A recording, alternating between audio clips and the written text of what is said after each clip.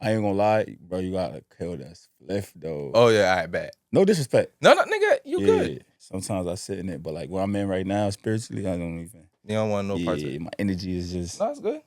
That's completely respect that. Shit, fuck it.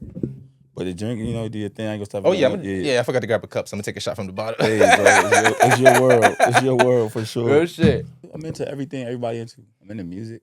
Oh, I know. I listen to niggas in the hood. I know. I do my, Yeah, I know, nigga. You are in your community. No, for sure. I'm just saying, it's just it's just where you're at right now, and the choices you make for yourself. It has nothing to do with anybody else around you. All right, if we hear, weed and whiskey, it's like, all right, cool. But then it's like, all right, how good you function when you. No, you know what I mean? Like, it's just like,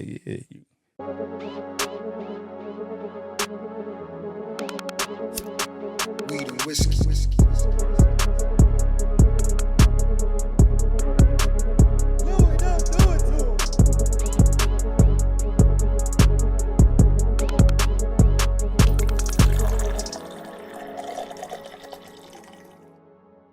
Welcome to Weed and Whiskey Podcast, best motherfucking podcast coming from Connecticut. Y'all already know that. And honestly, the person I have sitting in the chair tonight, I ain't gonna lie, I'm talking my shit. I just feel like I'm doing my thing as a great motherfucking podcaster to be recognized by this individual and to be able to have him sitting in my chair right now because it's been a long overdue episode. It's been a lot that we can talk about, and the whole conversation before this is actually making me even more excited for this. We have somebody who's been into music. We have an entrepreneur. We have someone who's been giving back to his community. We have a licensed therapist in here. We have somebody who's just focused on growing himself and growing everybody around him by any means necessary. And honestly, you can't help but love everything that he does. You can't help but love the impact he makes on his community. You can't help but love that he wants to uplift people.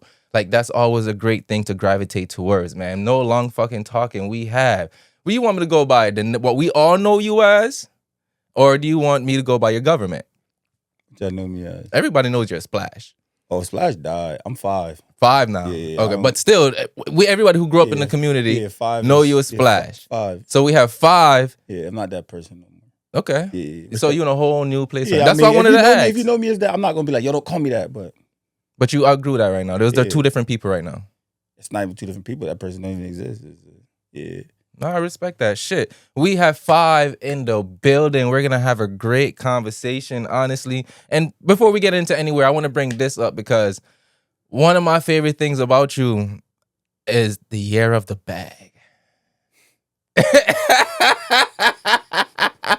I know you're in a different place right now. I mean, it's still that. Yeah, but the year of the bag, the song that you dropped, that's what I'm talking about specifically. That song had the community in a chokehold. I feel like, damn,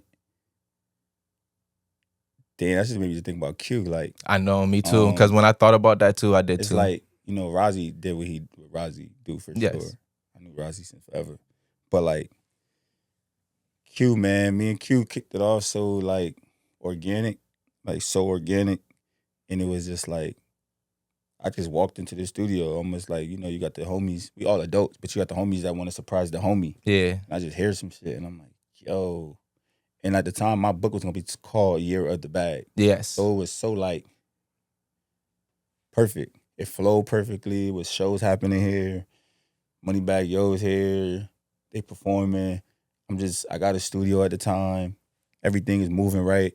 I got everybody in the studio from Q to Quiz, free quiz with that being said, Quiz, Zoe, like Zoe and them in the studio every night. Like, so when Year of the Bag dropped, it was perfect with what everything I had going on at the time. It was in alignment. Perfect alignment. And like, my book obviously evolved to being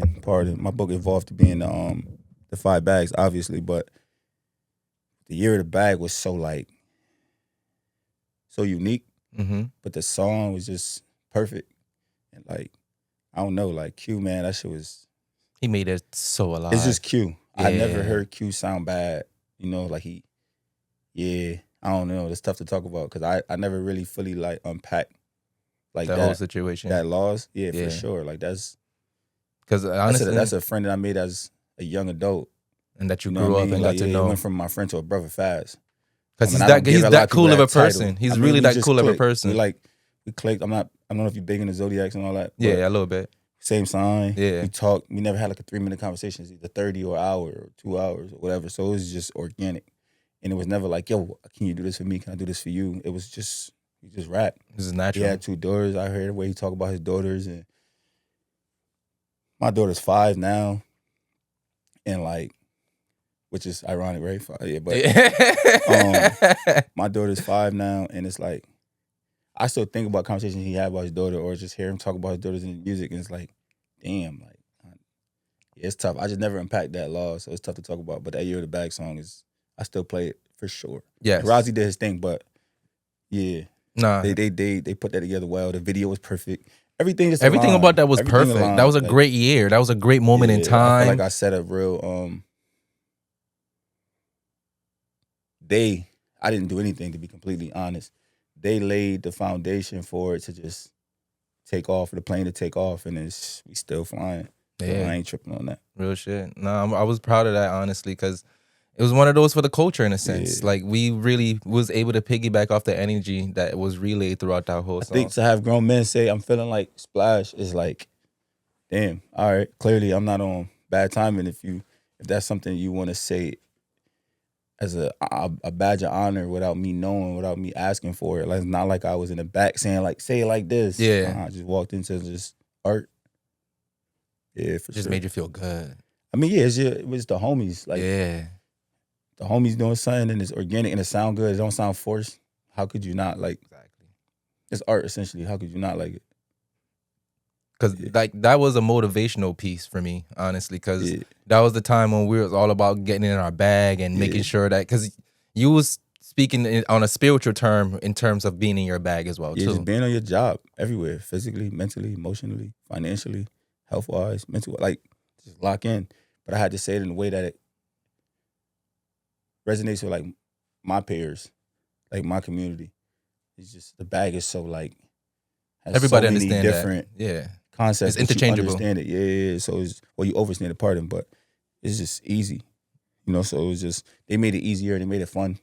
It was just a good time, bro. Like I miss bro to be completely honest, but that was a great time. Like everything about that year was like 2017, maybe everything about that was a great. That's almost 10 years ago. Yeah, like almost double to 5. Yeah. That was a great time. So R.I.P. Cool Q, man. I still play your music just because I know you did it for your daughters. So it's still for your daughters today. So for the people who haven't like really dived into the book, like what is the 5 bags that you were preaching for the people? 5 bags: spiritual bag, mental bag, personal bag, health bag, financial bag. Those are the 5 bags. Those are the 5 tools, the 5 areas, 5 bags, 5 concepts that you have to get to a point where you understand how it operates for you, and you build a mirror with those tools. You put them together, you build a mirror for you to see yourself, and the way you see yourself is the only way that matters. How another nigga see me, bro, that's not my problem. Now my daughter, if I care, yeah, but ultimately I got to see myself the way that make me happy, so I could be a better version of me. So for sure, those are the 5 bags. So it's like technically the 5 pillars to who 5 is today.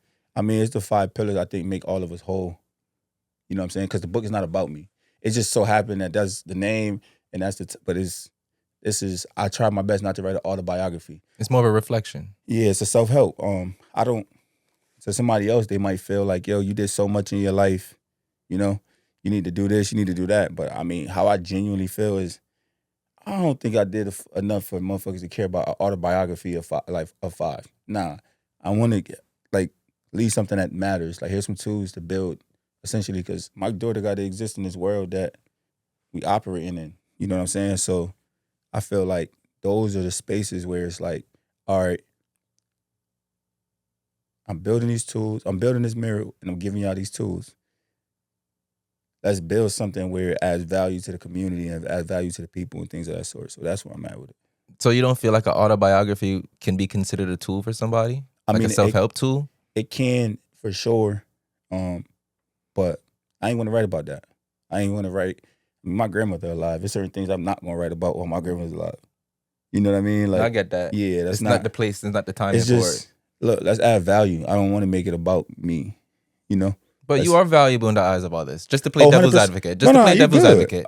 For sure.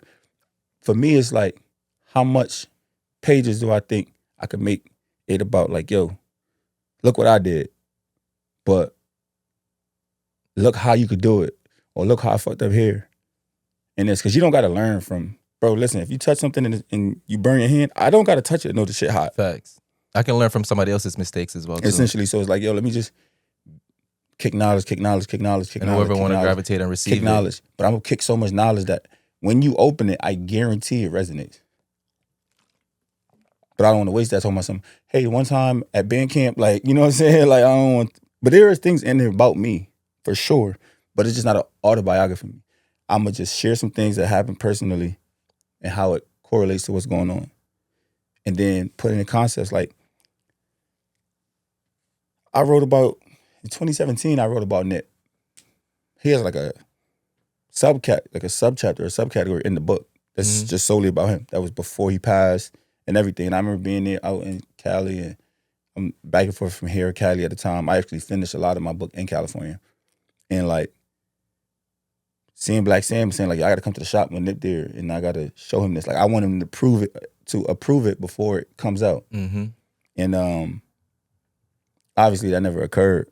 The one time I went to the shop, I either just missed him or he wasn't there for the day, whatever it was, I can't remember. But it was, like I took it serious. So it's like, I could share a lot of autobiography stuff about me, or I could just take things that I've know about people that I could say motivate me or I look up to and things of that sort, whether alive or dead, and say, okay, how can I take what this person did and make an example out of it at the same time? Make it a learning example. As opposed to taking up 10 pages of autobiography about 5. Right? I get that. So now you're reading autobiography. Your intentions is completely different. Right. And then at 20, whatever it was when it came out, whatever age I was, what about the rest of my shit? Yeah. Like, you know? Like, and then in a sense, like, how could you confine the entirety of your life to a finite amount of pages? Yeah, I mean, it got to get done. But like, I'm still writing, I'm still writing the journey. Like, I'm not. Because you're still living, you're still growing as a person. I mean, and if I live enough of my life and I'm transparent with the people around me, somebody else could put that when my time is no longer here, or when I feel like it's time for that.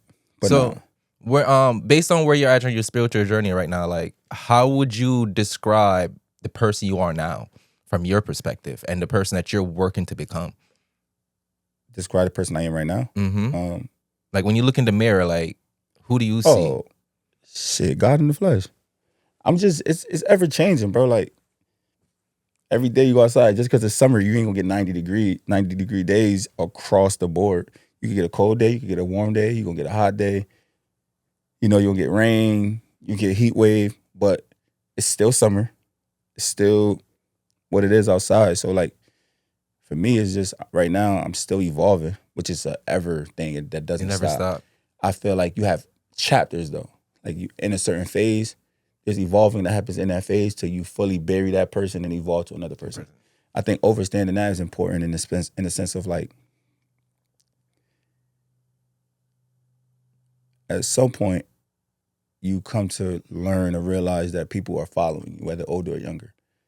And then things that I once thought was cool or okay, that changes. Yes. Now that I know that changes, it's not the same. It's like, oh, yo, I wasn't steering y'all wrong. And if I was, it wasn't intentional. Just not in that place no more. Now it's like, yo, what about the other part? I went and learned some shit. Let me tell you what I learned. Kick the knowledge, whoever want to go with me to the next like base, or the next first base, second base, third base, we go there. But I feel like I'm in a phase right now where it's refreshing, starting from scratch in many ways. But it's refreshing. It's promising. Like, I don't feel. I feel. What's the word I want to say? Like, I'm optimistic about it, but more so just like excited optimism. Like, because I know, like, when you and God locked in, bro, you just gotta just know that it's. You don't gotta worry about much. You're going in that direction. Yeah, you don't gotta worry about much. Me and God, that's my nigga. We locked in. I ain't worried about nothing. Like, I know that. Like, as long as you don't ignore God. There's be times you ask God for a sign, God give you a sign, you like, nah, my nigga, let me get the other one. But you gotta listen, like, nah, let me get the other trust one. the process. Like, I want the other one, but like, because it's not about what you want, it's about what you need. Tap you over your head a couple times, you're gonna learn. Exactly. And if you blessed enough to learn in a way that you you get to be here in the physical, you better be thankful, nigga, and make some changes. So I'm just in a changing space right now. And then once I get my feet under me again, plan them, build another, and just keep. That's just how I always been. Because it's always cycles to the version of who you are. Right. And I don't think the last version of me was bad, but you in a new place, you learn different things right now. I'm evolving. The world's evolving. I'm learning new things about being a dad. I'm learning new things about business. I'm learning new things about myself. I'm picking up new hobbies, like. And you can't have new and not become new. You know, so it just go hand in hand. Yeah. So I think more so I'm just evolving. It's ever evolving. Like, you know, everybody play chess. I'm cool with saying, like, you know, the pawn's just the pawn trying to get to the other side of the board to become another piece. Yes. Then they're doing it again and then doing it again. That's all. But to understand life from like all perspectives, you have to be able to see it from all roles. I feel like I was blessed enough to live with or grow up around people with a bunch of different backgrounds politically, whether it's Jamaican politics or because you was politics. With the mayor at one point. Yeah, but I mean that's cool. Like just the mayor, but it just shows your background in terms of that politics. I mean, so like, it just shows your diversity and your versatility. Up, like, in the crib though, like just on how you your community. My family talking about Jamaican politics, then American politics. My uncle talking about being Rasta, and then my grandmother talking about Christianity. Then I got an aunt who's Seventh-day Adventist, and then being around people that's 5%ers, that's Muslim. Growing up with, I got some family members that are white. Growing up with them, being around them, so it shaped your whole mindset. So it's like, yo, how come I could communicate with all of y'all, but y'all all can't communicate well with each other enough to like coexist? That's a great fucking point. So I don't want to lose being able to. When did you understand that? People when you hear people argue about God and then share a different opinion and then all say, but it's one God, and it's like, why the fuck you have to wait 2 hours and 45 minutes arguing about the same shit? I feel like people just like arguing. I mean, for sure, but I'm not built to ignore what you said when we was arguing. Me neither. So I don't want to do that. Let's not get there if we don't have to. And that's when I understood it, because you could argue with somebody in the crib, and the familiarity is making more likely for it to become a fight. Yes. You argue with somebody outside, and the lack of familiarity is more likely for it to cost your life. Ooh. Learning that shit, it was like, all right, well, how about I could just communicate with everybody? Now, I'm not in no tough guy competition. So it's like, just be able to communicate. And they're like, at what point don't you want to be able to communicate? You're an adult. Like, nigga, fucking talk. And a lot of people don't know that communicating involves listening, not listening to respond. I say the best way to communicate is shutting the fuck up. Yes. And just listen. Just listen. And then don't do like what Jamaicans say, don't have it go in one ear and come out the other ear. No, like listen to first of all, just listen. Right? If you don't even know why you listen, just let somebody get their shit off. But don't just listen to respond. I feel like that's a slap in the face. It is. But also understanding that some people don't even think that it is, so they're not being malicious when just breathe, bro. Just relax. It ain't personal. Most of the time, it ain't even personal. But learning at a young age helped me a lot. Like, helped me a lot, tremendously. So I don't put all those titles, and the titles don't mean much. And I was pranking my grandma, and before that was a thing to do, before you could go viral, like, you know what I mean? Yeah. Or I speak freely, like, or I'll be like, man, God, like, that's my nigga, we locked in. Oh, you can't say that stuff. And I don't mean, like, I got my relationships who I got my relationships with. So that's how I just always operate like that, bro. Like, you're just free with yourself, and you just let what comes to you. And I don't have ill intent. So I know that I don't have ill intent. All right, my fault if I offended somebody, but whatever. Because you can't control how people feel about what you do. It's not my responsibility. Exactly. Your responsibility is to do what you can control. Nah, but I am mindful to know that people view me a certain way.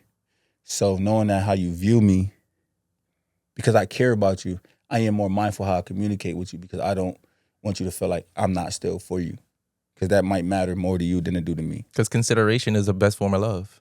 Well, one of the best forms of love, at least. You know what I mean? And if that's how you feel, it's like, all right, cool. Like, I might not feel like that, but knowing you feel that way, if I care about you, I might have to think to consider you. Yes. At least consider how you feel and be like, listen, let's meet in the middle ground so we can understand each other and not have us separate each other. And it might not be the middle. I might care to keep you around longer than you care to keep me around, so I might got to give 80. No, you're right. You're right. It's not always 50-50. Ain't shit 50-50. Life is never 50-50. The only thing that's 50-50 is if we find some money and we split the shit. Mathematically. Or if it's four wings. Something that's like it's quantitative. It's quantitative. Yes. But you can't measure my emotion. You can't measure my effort. You see what I'm saying? So yeah. Nah. That's a great point. That's a great point right there. I think what you said was like how you can communicate with everybody on their own walk of life, but everybody can't communicate with each other. Right. And again, I might think I'm communicating well with them. They might think I suck at it. I don't know. Yeah, it's all perspective. Yeah. I don't know. But you're making an attempt. That's the difference. Again, they could not see it like that. You're right. You're right. They can just see you being ignorant. Start going down that street. I can't put the brakes on. Oh shit. All right, let's dive into mental health a little bit, right? So with you growing up in Hartford, do you feel like mental health is still like a prevalent thing in our community nowadays? Up today? When you say prevalent, like still current today, like, and it's something that we are still ignoring and refuse to talk about. Oh, you mean it's prevalent and like we're ignoring it? Yes. Now we talk about it. I just don't think we understand the severity of it, and I think because drugs is so praised around us, you don't know if a motherfucker tripping out, high, or just cuckoo for Cocoa Puffs. You don't know if this motherfucker off. You really don't know. You really don't. It's hard to tell. And niggas don't want to talk about their feelings for whatever reason. But like, the feelings part is another thing. But like, a motherfucker really could be crashing out in front of you. And you don't see it. Slowly just, they brain can't handle the week, but you don't know. You think, oh, he just high. Or he just, I think we spend so much time intoxicated that we don't even know if, you don't even know if your man's really off for real. Because the only thing y'all do together is drink and smoke. That's very common. But how do then right? So we don't even understand how to tell if a person is off until they too late. Gone. Yeah, and you have to be mindful of what's going on around you as well. But mental health is tough, man. When you're in a poverty-filled environment, just the stressors that you pick up from what you eat, the stressors you pick up from your financial situation. The stressors you pick up from your home life, from how you raise your kids, how many people are raising said kid or children. Excuse me. I had a fish sandwich from Gabe. That shit was buzzing. Shameless plug, but for sure. But yeah, mental health in the inner city, man, we talk about it a lot, I think, because you get the grants, the money come in, and you hear it, but I don't think people genuinely understand what it means. Like, I don't think we weren't made to experience or become so comfortable with like 30 people dying. To know 10 to 15 dead people and you didn't go to war with them and they didn't die of old age. Outside of natural causes. Yeah. Not a car accident. Like somebody woke up, said, I'm going to kill you, and then killed you. And then you got to bury that person. And but not only that, but like, what would you do if one of your friends died? Like, what's that week between their funeral like? I'm gonna be honest with you, bro. After losing my mom, I can't comprehend how I can like. So what was that week between? I died internally. Okay, what did you do? I stayed to myself. What was your behaviors? I stayed to myself. How much did you smoke? How much did I smoke? The same amount. How much did you drink? I can't even remember, to be honest with you, because that was a whole blur. Because I felt like condolences, by the way. I didn't know you lost your mom, but I didn't feel like I had the luxury to really mourn her at the moment because you had to take care of things and other people. Because other people were. I felt like it wasn't allowed to hit me as hard as them. Because I was separated from my mom for like over a decade before she even passed as well too. Why weren't you allowed to?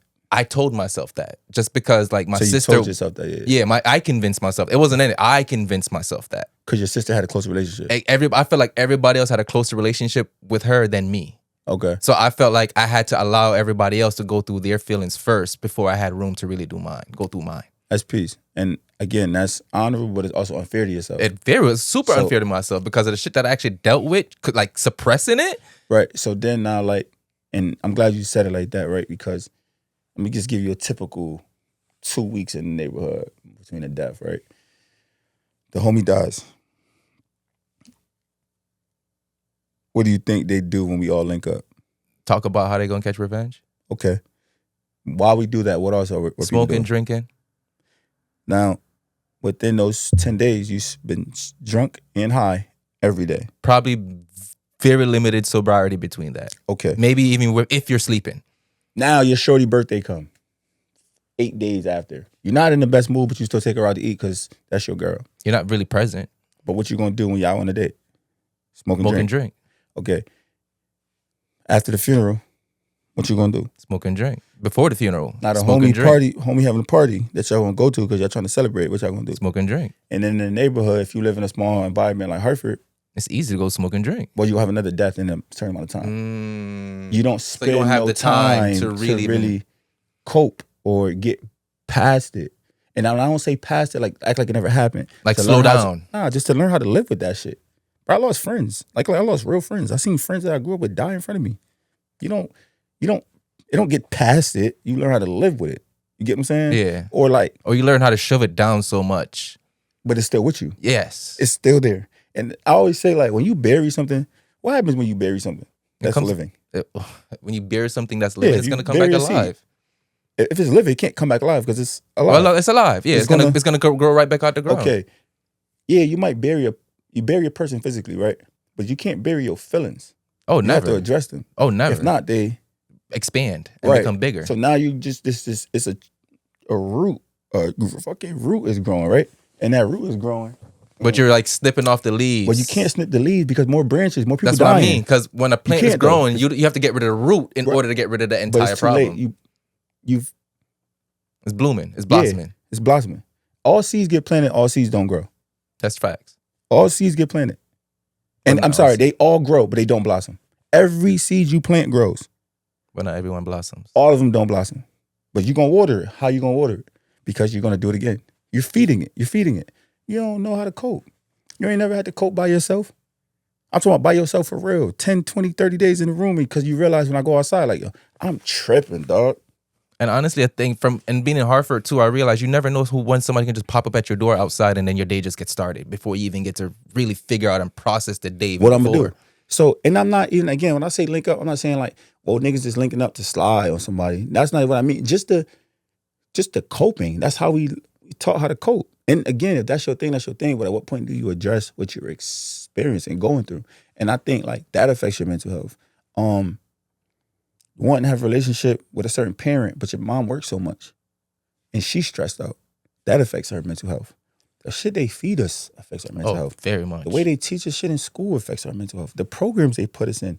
Social media, always scrolling. I mean, but like, that's there, right? But I'm talking about the shit that's like, everybody got a phone, but everybody not. I'm talking about the things that we all go through.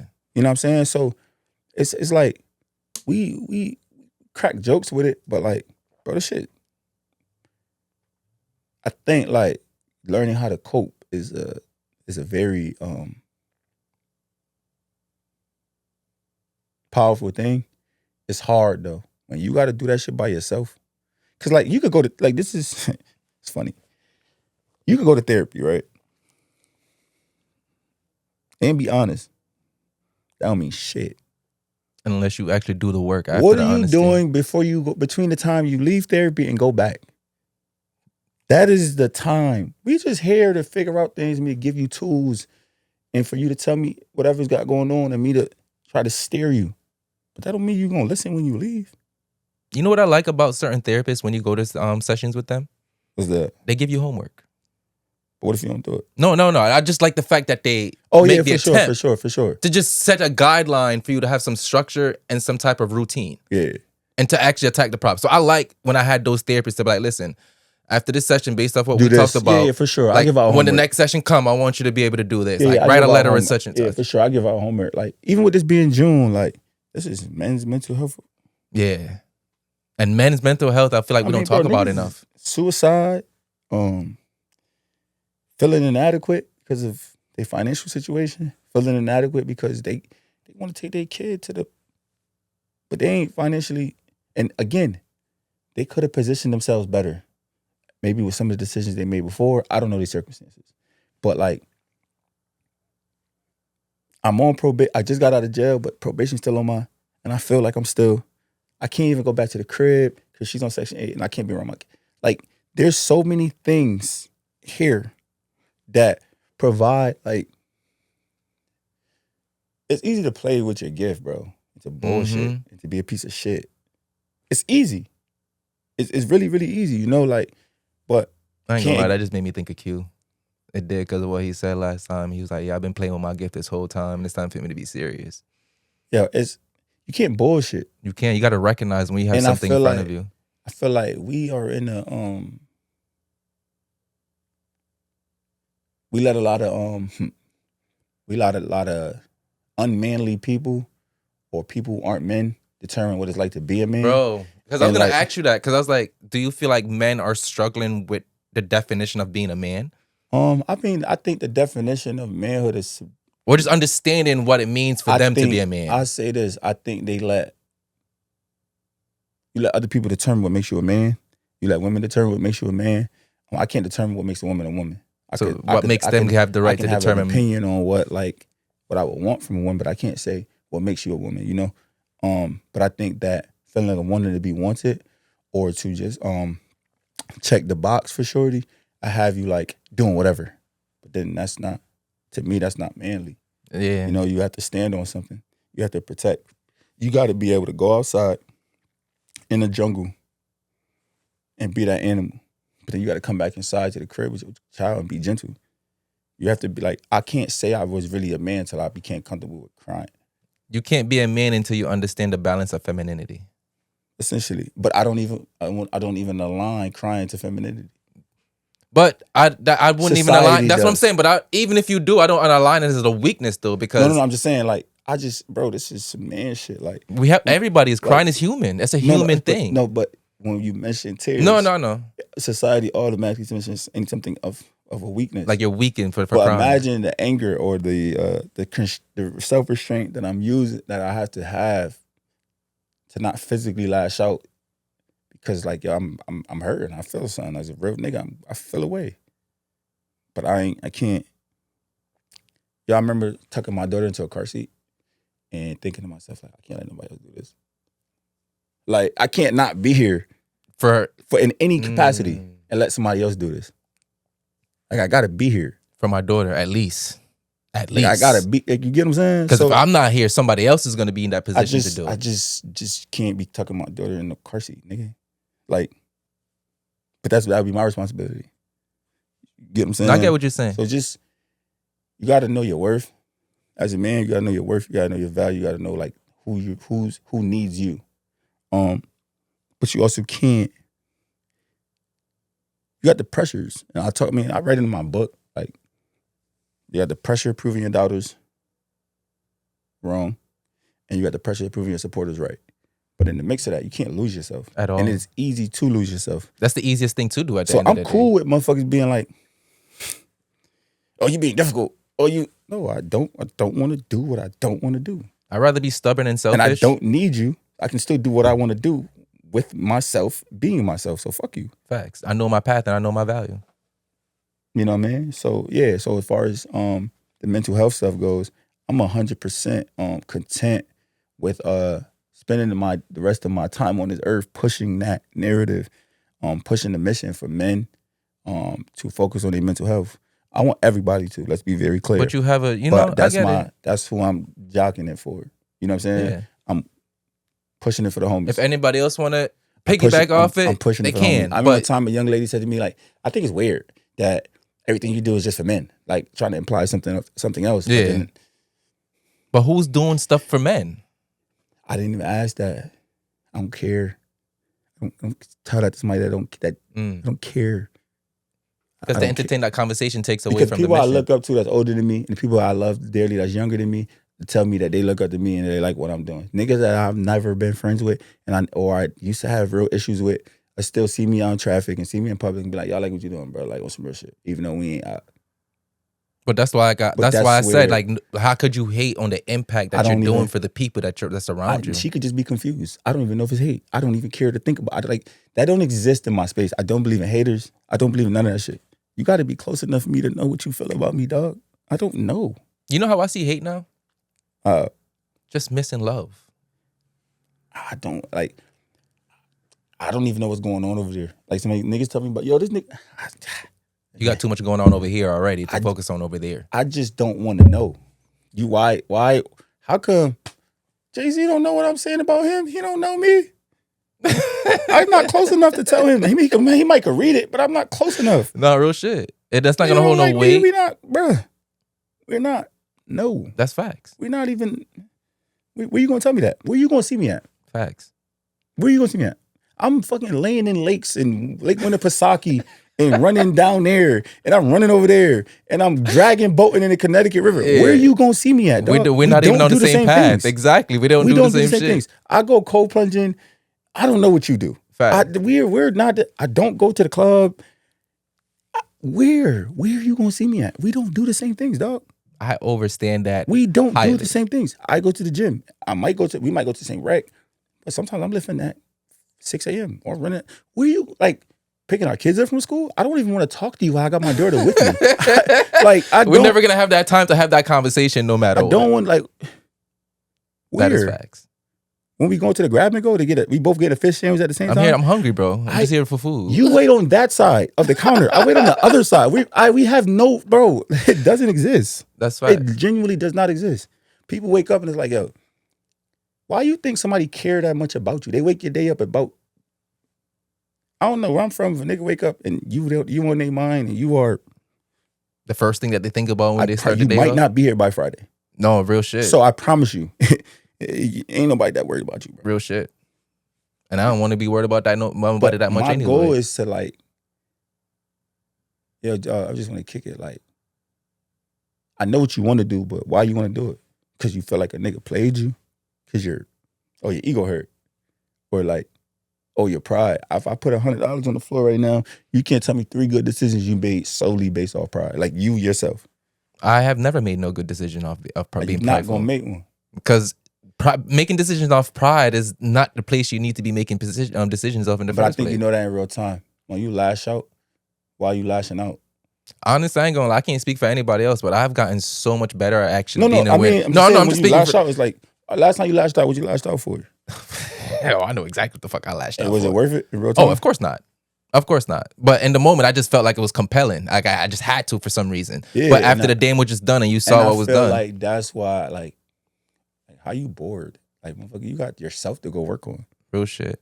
What are you bored about? I don't know, bro. I'm just not the same. Like, I'm just being honest. It's kind of like with us Jamaicans and we grow up and like our grandmother go find something to do. Yeah, man, before, but it's just like I like other things, bro. I like hot yoga. I like hot yoga. I like bar yoga. Well, bar, sorry. I like Pilates. I like dragon boating. I like running. I like cold plunging. I've never heard of dragon boating. It's like, I don't want to be offensive to nobody, but I believe it's an Asian sport. Okay. I do it in Connecticut River. I'm the only person that look like me that's out there sometimes. Once you said Asian sport, I said it all. It's older white people there. It's a few Asians there, but it's the Asian-dominated sport to my understanding. It's like 18 of us, if I'm not mistaken. Pardon, I got my bands in for my braces, so it's hard to speak. It's 18 of us,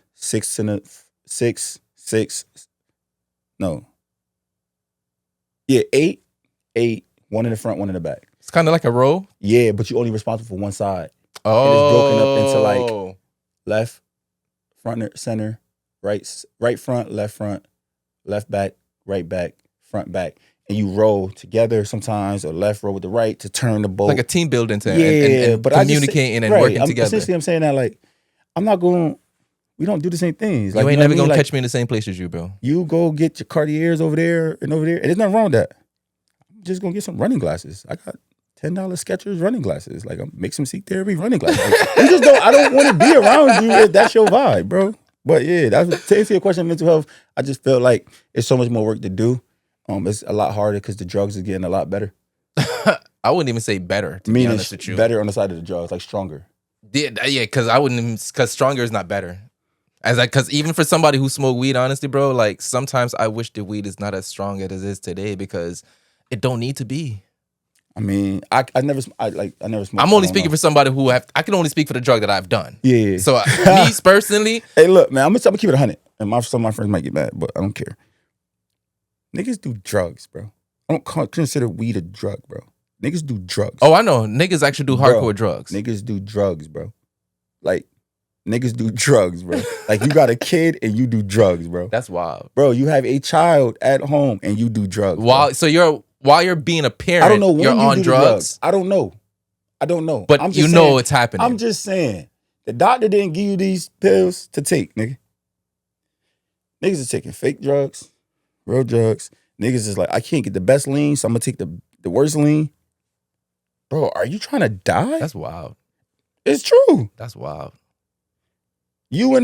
Bro, how you at the bar more than somebody that worked there? Wait, that's a real thing? I ain't never heard that one before. Stop it, nigga. You got Instagram. You telling me you never looked at... At some point in your life, you've never looked on social media and seen somebody that's at bars more than, like, a lot? Kind of, because I'm in my own world. All right, well, I'm a lot in my own world. Yes, bro. And niggas, like, come on, bro. Niggas do perks. Why are you doing perks? And again, niggas are battling shit. I just wish niggas would face it. Face it. I promise you, if it don't kill you, it's going to make you stronger. Because you're not telling them stop doing the drugs. You're literally just saying doing the drugs face it. And you in the streets and you get caught doing the drugs or selling the drugs. Not caught doing it, but if you get caught with the drugs and you have to go to jail and be sober without the drugs. You're going to have to face it. Nigga, I don't even know if you're going to be able to sit in that room and not say nothing you're not supposed to say. I'm nervous now. I don't know if you're going to, I don't think you prepared for what that detoxing look like. Or what are you going to try when you go to jail? Because niggas don't know how bad withdrawals really are. What are you going to do when you go to jail? You can't find them drugs. How are you going to handle yourself in court? How you know the perk fake and you still take it? Why you smoking K2? But what you fighting? And again, this is not about you getting high. This is more so my concern to know, like, yo, bro, what you fighting? I promise you I'm at the point in my life where we could have had the most issues with each other growing up or up until 4 months ago. If you come to me and say, yo, bro, I'm fighting some shit and I really need your help, I'm going to help you, dog. I promise you. The homies might be mad, but I'm going to help that nigga, bro. I'd rather help somebody to get where they're at right now, honestly. Bro, I'm going to help you because I genuinely feel like that's my responsibility from God. That's you fulfilling your purpose. And you can't go against your purpose because of your personal societal shit. I'm going to help you. I'm going to help you. If niggas feel away, niggas feel away. I'm going to help you, bro. I'm going to help you. God forbid if it was the other way around, I want somebody to help my kid. Facts. I'm going to help you. So you putting into the world what you want for you. Yeah, you can only get what you want. Yeah. How you putting 10 and you want back 20? Nigga, put the whole 20. It don't make no sense. You might get back 20. Now you got 40. It's really simple math. And niggas like to talk about hustling, but they want to half-ass how they look at life like that. And it's like, cool, bro, look, I don't even care how you get your money. What are you fighting? I promise you, if you got 5,000 right now to your name, if you fight what you trying to fight, I promise you, you could get to that 10. I'm going to ask something real simple, but I feel like it could be a deep-ass question. Do you feel like more men need hugs nowadays? Yeah, bro, for sure. I mean, I think, I'm not going to cap, though. I think niggas hug each other, bro. I don't think the hugging ratio from man to man is as low as people think. It's not. Because I hug my friends, personally. But, like, even if it's not two hands like this, it's still a... Yeah. Yeah, I think... I can't speak for as a whole. Amongst my friends and my peers, we express our feelings to each other. Like, I say I love you to my boy or my cousin or my brother. Or, like, we not... Niggas hug each other like, yo, bro, my brother Mike come right now, like, give me a hug, bro. Like, watch out. Like, and it's still hug me like, yo, move, bro. Like, but that's it. That's just the relationship that you have. You don't want to hug me, bro. But that's my brother. Like, you know what I'm saying? So bro, like, we don't like sharing emotions around, like, not around the close circle. Yeah, not even the close circle, bro. Like, yo, I'm happy to see you, bro. How you look, bro? Oh, what's good? That's affection. Do you know how that makes you feel when you do stuff like that? It just it feels like it's a release. It's like releasing some things in your brain. I feel like, well, growing up too, like, that's what I got. Like, my uncle Rasta is king, general, Lord, God. That's how they were. It was never. My uncle has never in his life called me, yo, little boy, yo, little this. I've never been little nothing. I've never, and if I have, I haven't heard it. Like, I'm just keeping it 100. Nah, like men, like, not like somebody I consider like somebody I consider. Never once has he. You've always been spoken to in an uplifting way, right? Your entire life. It's like, for me, it's like, I know how to do that. Now, granted, is it harder for men to do that when it as a whole, or just share that or show that same affection when it comes to the opposite sex? Yes, Why? Because of other things. That's because we misunderstand things like intimacy. We want to correlate it to a whole only nother being thing, the but that's also how you brought up, how it's nature versus nurture. Yeah, but for the most part, I don't think we lack affection amongst I don't men. think so. Yeah, nah, I wouldn't say. I feel like it's just a stigma, and I feel like a lot of people like to talk about the negative sides of it just because it's just easy to talk about, and it's a good conversation starter. But I feel like we, especially in our community, on the internet. I mean, that's what I mean. The internet, real, based off the internet, because the internet makes it. I can't say it's not real, right? Because this is an internet conversation, essentially. Technically, but I'm gonna be real, bro. You know, that's why I try to be so particular about my podcast because I don't want to be the one that's just spewing unnecessary shit out there on the internet. Let me ask you this question. I know you're interviewing me, but fuck it. No, go ahead. We're having it's not an interview. We're having a conversation. Who are you? Who am I? Yeah, who are you? Right now? Who are you? Honestly, at this point in my life, to be honest with you, I'm just an entity here to impact and lead. What that look like? Like if I just came to like, yo, right now, who are you? Just gonna say, I'm just a person that's just leading. I mean, that might be answer. Like, what type of answer you looking for? I'm not looking for nothing. I'll just walk in terms of who I am. I'm just O'Shane living in America, feeling like he's just stuck between two cultures while trying to find his own. Word. I mean, there's no wrong answer. I'm just curious, like how you know. That's how I really see myself. I see myself as just stuck between two cultures, but I was meant to experience both of them at the times I did because I'm meant to find my own path. Why stuck? Because you don't know that. It's because when you go home, you're not welcome as if you were born there, and then when you're here, you're only seen as if you came from home. Saying home back to Jamaica. Yes, because when I go to Jamaicans don't see me as like a full Jamaican when I go back home. But why is that not why is stuck the word though? Why is that? I wouldn't use the word stuck. But you would use the word stuck. I did use the word stuck. And I asked that on purpose because like your words matter. Nah, I think it's because I felt I was stuck. And I was speaking. Is it that you wanted to be accepted more? I didn't care for the acceptance.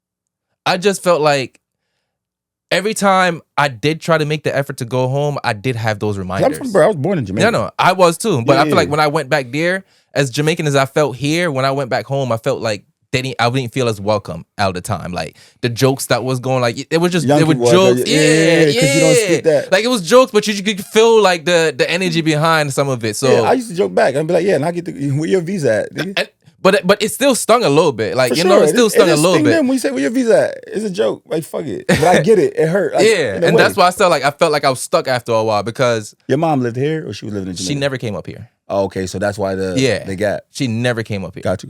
And my mom was who I was closest with parent-wise. So when I came up here at 9... When do you plan to like lock yourself into a space for a while and like address that? Like loss? Oh, I did already. Okay. I did. So okay. I went.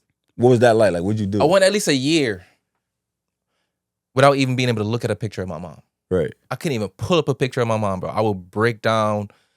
I just couldn't hold my composure no more. All tears would come down. My eyes get blurry, nose runny. I just couldn't do it. I'll fall apart. Right. Then one time I met a random ass lady. We just started talking about religion. I don't know if I'm saying that right, but we was talking about the Yoruba religion. Mm-hmm. And she was just speaking to me about certain things, and I don't know what it is. I just brought up the death of my mom to her. It was just an alignment of the conversation. And she just gave me some advice. I don't remember the exact advice, but I do remember the impact that it left. That same day, I put my mom as my screensaver on my phone, and I was no longer able to have to break down when I saw my mom. Word. And I realized I'm now at the point where I can actually mourn